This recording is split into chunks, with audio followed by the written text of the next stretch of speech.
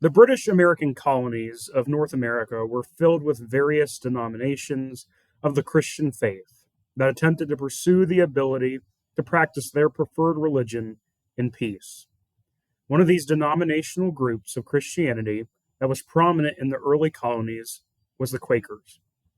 The Religious Society of Friends, also known as the Quaker movement, began in England in the 17th century.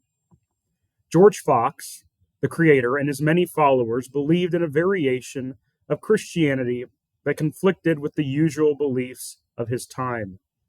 Fox argued that every single individual had the presence of God within them. Accompanying these beliefs was the idea that fancy and elaborate religious ceremonies were not critical to the practice of worshiping God. And you can see that with the painting that I chose to use as the background for this video.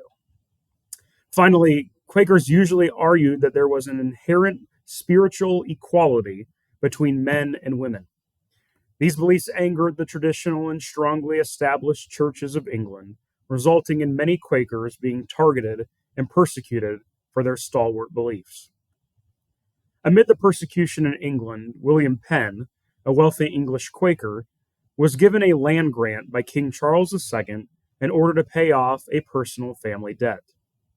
With the land grant from the king, Penn established a sanctuary for Quakers in the Americas that became known as Pennsylvania. Many persecuted Quakers in England made the long journey to America and settled in Philadelphia and other frontier lands of Pennsylvania.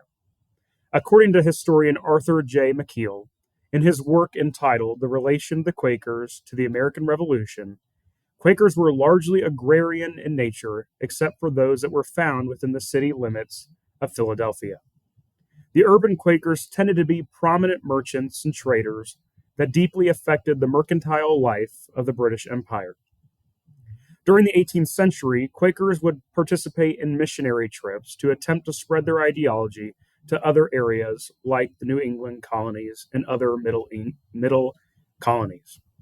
Practitioners of the Quaker faith were extremely involved in early Pennsylvania politics and greatly influenced the policies that were adopted by local governments.